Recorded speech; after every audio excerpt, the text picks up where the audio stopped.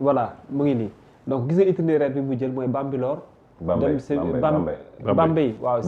Bargny Sébikotane. Xombol après Diourbel.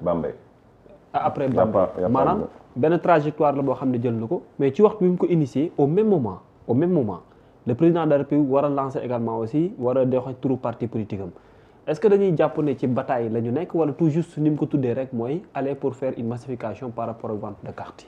c'est-à-dire que Ousmane Sonko ak Diomaye parallèle mënu ci am pour une raison très simple Ousmane Sonko est dans une continuité Diomaye suba la war a commencer Ousmane Sonko a commencé depuis lors c'est-à-dire que jaayum kartam commencé na waxaguñu woon affaire réunion wu parti wala création wu parti ñu ngi doon wax mois d'août man moom laa mujj dégg le 8 août waaw à tel point que Ousmane Sonko dafa nekk ci dynamique gu non seulement compter ses troupes mais les mobiliser et massifier effectivement son parti à tel point que fi nekk il est dans une trajectoire et un itinéraire ça n'a rien à voir avec effectivement daf koy gêner waa jeeg du ko gêner waaw tey jii ñi nga cité nii am na ñu jiitu ñoo xam ne fi nekk effectivement doon nañ jaay carte doon nañ def lii doon nañ def lii doon nañ def lii en fait il est dans une continuation d'activité waaw c'est-à-dire que Diomaye moom moo war a wax demain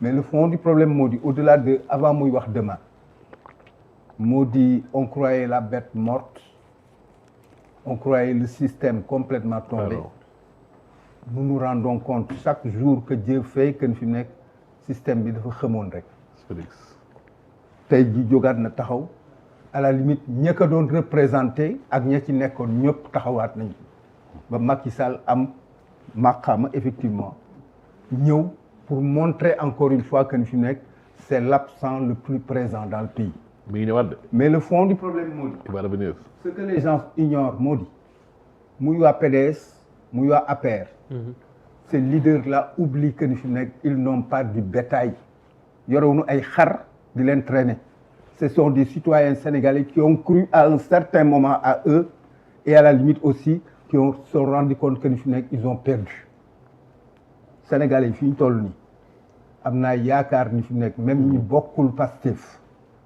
souhaité nañu Sénégal changer et positivement tey jii fi nekk jamono ngi dox il n'est pas question ñu toog la wax ay affaire u Macky Sall APR rek machin soit et cetera avant que d'être APR avant que d'être du PDS ils sont d'abord des compatriotes et des citoyens sénégalais qui ont envie de voir le Sénégal génn ci ay guddi ak ay guttal c'est aussi simple que ça bés mu nag mu wax leen que fii il faudrait que 18 millions de Sénégalais comprennent que ni fi nekk Ousmane Sonko moom la ñuy wax patriote mais warul gën a nekk patriote benn Sénégalais c'est-à-dire que ñëpp à la limite dañu war a xam ni fi nekk il porte un combat c'est pas son combat c'est le combat de tous les Sénégalais nekk Sénégal comme nekk diaspora yooyu laa bëgg mu leer c'est-à-dire que yi ñuy wax ñëpp c'est un striptease dont les Sénégalais n'ont pas besoin demain le discours qu'il va tenir tu vas te dire après que il n'y a rien de nouveau sous le paysage il n'y a pas de roue à inventer c'est-à-dire que loolu mooy wax ji en fait mais gis nañ Ousmane Sonko tamit oui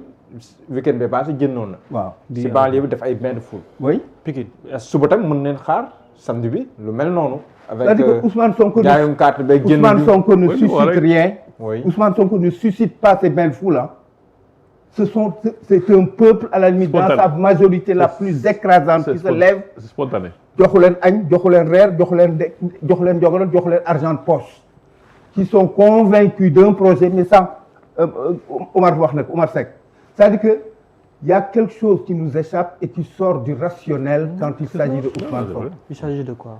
c'est-à-dire que fi nekk moo di fi nekk wax na ko sànq yàlla daf ci dugal loxo. du nen quoi. mais mënul nekk neen c'est-à-dire que da ngay nekk dans un pays boo xam dañ lay wax lekkatu kese na. il incarne. waa ji depuis 10 ans lekkatu kese la yore xam nga lekkatu kese mooy lan. en bon français ou en bon wolof il te dit que ni fi nekk sujet verbe complément d'objet direct ak indirect rek la. mais quand il finit de parler tu as l'impression que dafa jox ak nit ñi reer ndekki jóg na c'est-à-dire que ku nekk comment tu l'expliques de façon rationnelle. c'est l'incarnation. c'est-à-dire que à de certains moments Dieu agit mais il agit malheureusement en symbole et en signe yàlla du dem place de l'Obélisque dafa def ko meeting.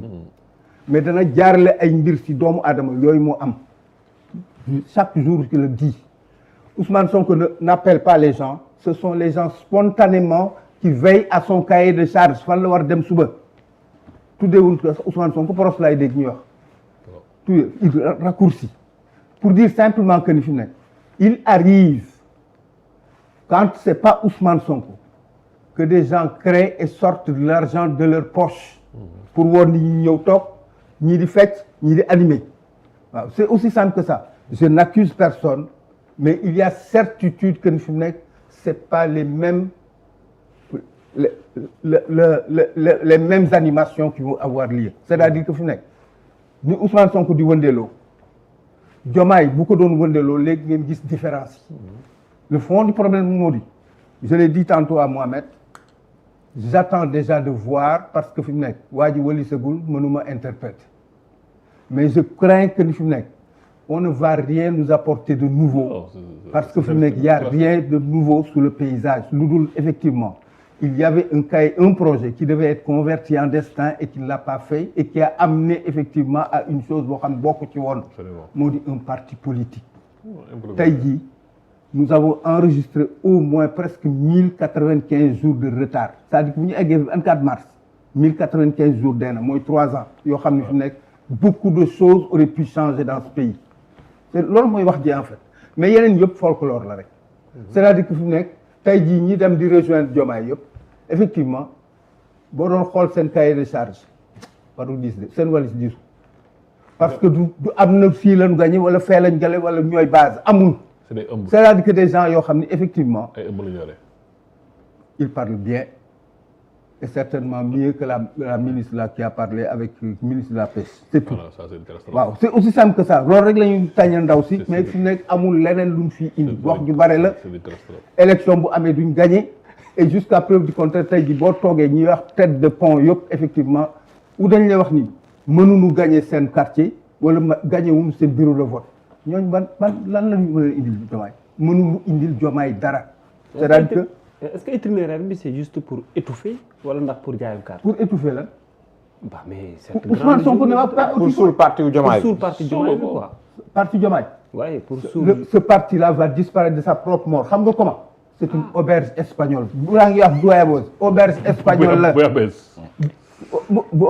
c'est le menu qu'on va servir dans l'auberge espagnole c'est aussi simple que ça loolu rek moo ci nekk lu nouveau menu unique parce que kenn déggoowu ci ak sa morom déjà il y a un problème de préséance problème de préséance dafa am maa fi jiitu kii lu tax kay jiitu ma yooyu yëpp dafay am c'est-à-dire que fi nekk xam nga lan mooy le plus sage teg tap say cër toog ci balcon wala ci tefes di xaar c'est aussi simple que ça amul leneen c'est-à-dire que y a rien qui va être à la limite luy impulsé Diomaye nag a bien compris ça moo di fi mu nekk il suit les traces de Macky qui avait déjà fait de sorte que PS amatul APR amatul AFP amatul machin soit etc il va à la limite nous rendre un grand service xëy na baleem bi loolu lay jëriñ moo di fi mu nekk mu bale complètement tous ces partis là à la limite pléthore yi ngay wax nii des partis qui tiennent même pas dans une clé USB waaw c'est aussi simple que ça c'est-à-dire que loolu moom la ñu arrangé beneen affaire bi nag moo di tey jii jéem a xool nan lay def pour mën a présenter bilan sénégalais yi loolu mooy wax parce que ba tey jii boo fi nekk lu ñuy teg nii dañuy wax ni ki la rek ki la fi nekk la Macky Sall fi bàyyi mais doyen yow njaayum carte yi noo gisee parce que gars yi moom bu leen ne tant de personnes dem nañ ñu ne ñun jaay nañ nangim carte njaayum carte yi Omar wax na ko sànq quand un baobab tombe ça fait beaucoup de bruit waaw daa ko dégg fépp mais mosoo goo gis léegi fi nekk meññi diggéen nga dégg ay bruit le fond du problème moo di Ousmane Sonko pour ne pas dire le Pastef parce que damay wax ni fi mu nekk il y a Ousmane Sonko ensuite il y a le Pastef tout a commencé nag avec le Pastef par la grâce de Dieu finalement c'est un homme qui porte un parti waaw tey ji am na ñoo xam boo leen waxoon Ousmane Sonko ak Pastef ñu dem Ousmane Sonko la ñu topp am na fi c'est-à-dire que c'est des choses nouvelles dans le landerneau politique universel amu fi tey jii dañ lay toog daal ne fi nekk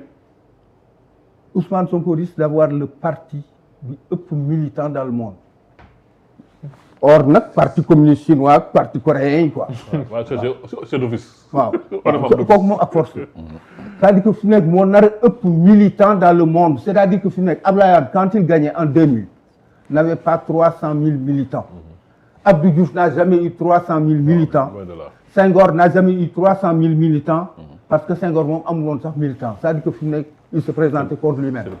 waaw c'était aussi simple que ça c'est-à-dire que tey jii Mitterrand bi muy yéeg France gagné amul woon 500 000 militants. non même pas 200 000. waaw ils sont dans les 150. je suis large. ils sont dans les 150 tey jii maximum. nga dégg lay wax ni Pastef non wax na wax ni dans le monde on risque d'enregistrer que il y a un parti quand même il est au Sénégal il a enregistré au moins 1 million de militants actifs et réels loolu mooy wax ji tey jii ñu bëgg wax dafay entraver président bi qui va créer son parti ça sonne même c'est une faute de pour yow il n'y a pas marche. non laajal Diomaye il sait en son âme et conscience qu'il n'y a pas match c'est aussi simple que ça kooku soxlawul nit ñi nga leen defal dessin lu ni fàng kenn du ko jeex loolu mooy wax ji en fait da ngay toog déglu ku nekk di spéculer que machin soit Diomaye a bien fait effectivement de nous montrer carrément de faire tomber les masques xam nga mooy lan pour la première fois au monde quelqu'un qui s'engage dans un parti ñu lay wax fi nekk tu fais une lettre et une annonce publique nga gis ay ngandam lettre yoo xam ni mënoon na toog de ko nekk c'est-à-dire que da nga ci toog sax daal di mais gars yi comme ñoom bi ñuy démissionné nekk nii lañ déggee tubaab non c'est la réalité c'est-à-dire que l'IA est passé par là. non am naa yaakaar na mais fi mu nekk da ngay premier favorable mais éditeur nga boo lire da ngay xam quand tu vois un texte IA il y a des signes qui trahissent. comme yan par exemple. par exemple soo boo lire un texte IA. waaw il y a ce qu'on appelle les tirets quadrats xam nga mooy c'est les petits tirets là. tu envoies dans le texte.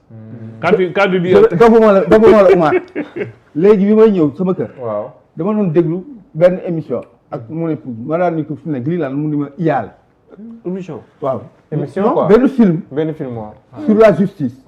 mais en fait. oui bu amalee ay textes. waaw noonu lay def. texte bi ñu koy waxaale. ma ni ko mais comment ça se passe mu ni ma non iyaal. iyaal waaw c'est mooy. peut-être iyaal bi day wax peut-être.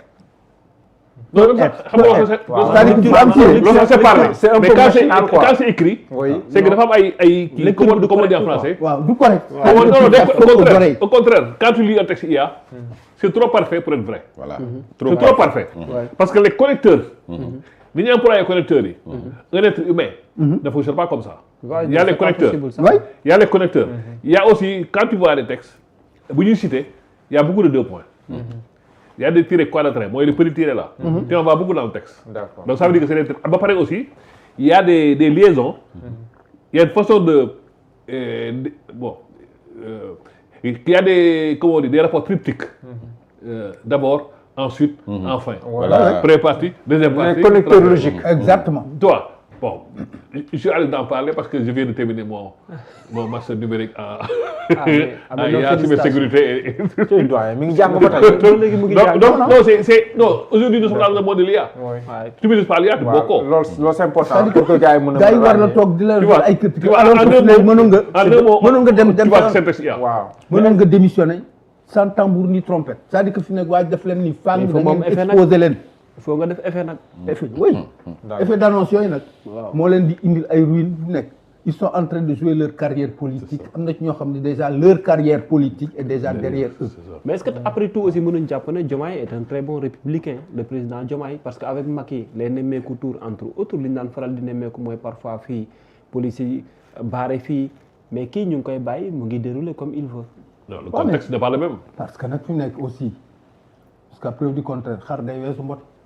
maanaam mais à Mbexe Ndiaye Mbexe je pense mooy Samba Talla ak Tivaouane am na Tivaouane on a dit la mandikat à Tivaouane on a dit aujourd'hui j'ai vu ça aujourd'hui Tivaouane on a dit ça la mandikat il faut que ces préfets là gouverneur ak sous-préfet yi xam mais nee nañ nag gars yi dañuy ñëw ba bari après ñu fatt yoon yi daal nee na gars yi dañuy dafa bari day fatt yoon c'est-à-dire que yooyu dafa xew yi c'est-à-dire que il faut qu'ils comprennent que ni fi nekk le monde évolue et kenn gënu leen ko xam parce que ñoom seen bopp ñu yeewu lañu xam république xam état ñu war a former et jusqu'à preuve du contraire ñu war a jàppale parce que c'est eux qui doivent assurer l'ordre et qui l'imposer ordre boobu nag dafa ànd ak effectivement bu xeex amul saaga amul dóor amul kët lii am na ñoom dañ leen di informer ba pare ñoonu gën a xam ni jàmm ak salaam mooy am si réew mi c'est-à-dire que dafa am yoo xam dafa amul sens addina bi Sénégal nekk na fi lu tuuti mais ñëpp a bàyyi xel addina bi Sénégal c'est-à-dire que loolu moo tax fi mu nekk ñu bare dañ ko fi war moytu parce que daf ko fi jarul je le dis régulièrement nous ne sommes pas forcément mais boo gisee image yi xam naa dinañ ko woon mooy cette foule là Ousmane Sonko ci banlieue bi. parfois on est tenté de se dire que mais est-ce que ça ne donne pas raison aux préfets qui prennent des décisions pour interdire quoi. boo gisee foule yi genre foule yi pour interdire les liesses populaires. L'engouement qu'on peut avoir par rapport à un leader. comme lu mel nii xoolal lii. doyen. mais ñii dañ leen force dañ leen jox xaalis. waaw mais ñi war a jàll ñi war a liggéey après mu ñi war yàq a circulation bi on peut dire quoi. léegi qu'est-ce qu'il faut faire. Bon, il y a aussi le prix de la liberté d'association et de. léegi c'est-à-dire que fi mu nekk. c'est pas tous les jours que ça existe. les préfets avec temps déterminé de la marche d'un pays. C'est pas tous les jours que ces choses-là ont lieu. mais les préfets aussi il faut quand même qu'on soit un peu sérieux. parce que fi mu nekk xëy na yow da ngay saboter sax quoi yenn saa yi fi mu nekk saa yi day xam pour jéem a xool mais c'est une bonne stratégie aussi de communication et d'animation. mais déjà benn chose am na moo di. c'est pas tous les jours qu'on a à la limite ces choses-là. C'est à des périodes déterminées dans la marche d'un parti pour ne pas dire d'un pays même kii dana dakk mais à la limite aussi avant tey jii kenn mënul toog di reprocher Ousmane Sonko quoi que ce soit parce que ba muy jóg déjà di régler yi président de la République nga toog yore décret di xaar ak di def li mu war def à tel point que fi mu nekk président moo ko fekk si moom yoonam li muy def encore que ils n'ont pas les mêmes cahiers de charge kii day sànni parti pour dire lancer parti kii dafay continuer effectivement pour nemmeeku ay nitam et à la limite wax tey jii laa gën a teew par rapport au projet bi nga xam ne moom moo taxoon ñu ma joxoñoon waa ji. sànq waaw par rapport au projet aux engagements sànq yaa ngi koy wax Assemblée nationale am na proposition de loi yu fa dugal bokk na si boo xam ne day xoolaat fonds politique yi. boo xam ne nu si la déclaration de patrimoine surtout à la sortie du concerne le président de la République entre autres initiatives parlementaires mais loolu dafa mel ni Pastef revient à la charge. après rejet li xewoon révision constitution bi. revient à la charge c'est-à-dire. révision constitution bi. c'est-à-dire que fi mu nekk Pastef day yeesal. c'est-à-dire que le Pastef est dans le rappel. dinañ ñëw si après le Pastef est dans le rappel. comme mën nga ñu baaxee article 37 de la constitution bi. le Pastef est dans le rappel en fait. yii moo taxoon ñu fal waa ji joxañ waa ji désigné ko. mais waa ji loolu bañ na ko. waaw mais le fond du problème moo di. c'est-à-dire que la constance réellement dans des engagements fait que ni quelque part lii lañu waxoon moom la ñuy en fait yeesal la rek. Amadou Ba député nee na dinañ yeesal nag defaat ko bu ñu defee ñu dàqaat ko ñu defaat ko. bu ñu defee non yeesal la xam nga ñoom moom duñu bàyyi conseil constitutionnel bu doon maabal fii ba suba. en fait fii ba suba ñoom duñu bàyyi. xam nga waa Pastef waxante wuñu ak Diomaye de. il parle avec le peuple sénégalais parce que le peuple sénégalais a le dernier mot. fa ñu taxawoon la ñu taxaw ba léegi la ñu waroon wax moom la ñuy waxaat dañuy yeesal en fait pour que ngeen ràññee. loolu bu ñu touché du doigt li nga xam ne nii président apparemment bëggul ko si les fonds politiques déclaration de patrimoine yooyu politiquement ça signifie quoi. politiquement ça signifie que ni fi nekk il exprime ses libertés. il exprime ses libertés rek. mënul tamit traduire benn. j'ai la liberté de penser et de rappeler ce que je. mais mënul nekk benn germe de conflit de. mënoon na ñàkk. confrontation. xam nga li ngay wax ni mënoon na ñàkk la. lu mënoon ñàkk la. parce que fi mu nekk dafa nekk engagement yi tax Sénégalais yi votel ko à 54%, au-delà de borom sikkim beeg machin yooyu ñuy wax caricature yooyu. Sénégalais yi engagement yi moo tax ñu fon ko. engagement yooyu bokkoon na ci affaire u patrimoine. oui engagement bokkoon na ci fonds politique yi. engagement bokkoon na ci affaire u LGBT yi yooyu yëpp daf ci bokkoon c'est-à-dire que c'est en fait. Il n'y a rien de nouveau. On fait juste des rappels d'engagement qui ont été tenus comme autant de promesses yoo xam ne dañ ko waroon régler. D'accord. C'est-à-dire qu'il n'y a pas le feu en fait. Doyen. Itinéraire bi. Ça vous dit quoi? non doyen bàyyi la dinañ ñëw. non toppal baabu rek. toppal baabu rek. kii la tragique. non doyen. c'est question là sama ci acteur. waaw le parlement. mais toppal baabu rek dinañ ñëw. itinéraire bi. non itinéraire bi. waaw c'est-à-dire moi je pense que. ak njaayum carte bi. waaw loolu la njaayum carte bi. c'est-à-dire que nit ñi souvent dañuy focaliser wu pas sur le plus important c'est-à-dire que njaayum carte